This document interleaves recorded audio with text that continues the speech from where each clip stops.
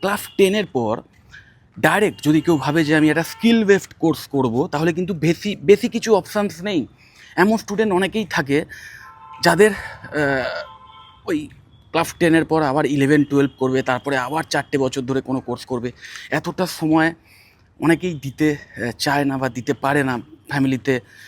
তাড়াতাড়ি আর্ন করার একটা আর্জ থাকে, এবং তাড়াতাড়ি অনেকে এরমও থাকে যে এরম আর্জ না থাকলেও অনেকেই ইন্টারেস্টেড থাকে যে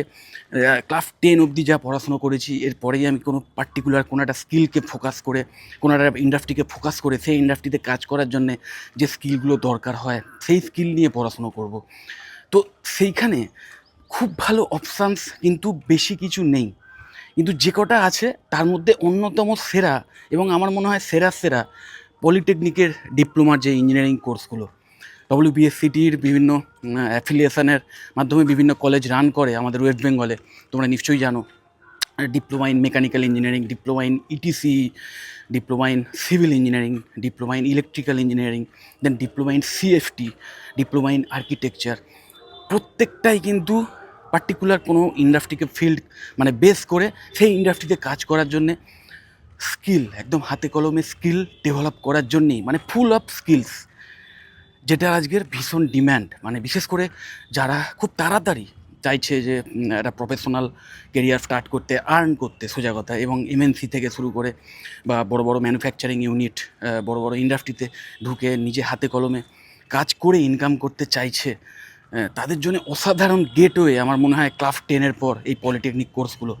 এবং 3 বছরের ডিপ্লোমা কোর্স হয় এটা, এবং এই ডিপ্লোমা কোর্স করার পরে মানে যে কলেজ থেকে করছো সেই কলেজে প্লেসমেন্ট ড্রাইভের যদি আয়োজন হয়, যেটা কিনা ম্যাক্সিমাম হয় আর যেটা কিনা হওয়া উচিত, কারণ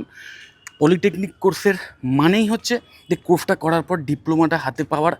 সাথে সাথে বা তার আগেই যাতে একটা প্লেসমেন্ট ভালো পাওয়া যায়। তো অনেক সিরিয়াস ভালো পলিটেকনিক কলেজ আছে যারা কিন্তু স্টুডেন্টরা যাতে শিক্ষাটাও ভালো করে পায়, যাতে হাতে কলমে কাজটা ভালো করে পায়, তার জন্যে যে প্রফেশনাল ট্রেনিংয়ের যে ব্যবস্থা বা হাতে কলমে শেখানোর যে ক্লাসগুলো বা যে প্র্যাকটিক্যাল ট্রেনিংয়ের ব্যবস্থা, সেইগুলো যেমন ভালো করে, ল্যাবের কোয়ালিটি ভালো রাখে এবং বিভিন্ন ইন্ডাস্ট্রিতে ভিজিট করিয়ে ট্রেনিং দেয়, দিয়ে সেই স্টুডেন্টদের মধ্যে একটা প্রফেশনালিজম নিয়ে আসে, তাদের জব রেডি করে তোলে, এবং আলটিমেটলি ফাইনাল ইয়ারে বিভিন্ন MNC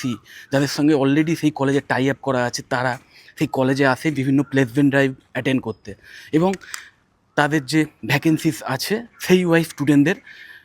টেস্ট করে বিভিন্ন এক্সামের মাধ্যমে বা বিভিন্ন ইন্টারভিউ সেশনের মাধ্যমে টেস্ট করে স্টুডেন্টদের হায়ার করে, এবং ভালো ক্যান্ডিডেট যারা সত্যিকারের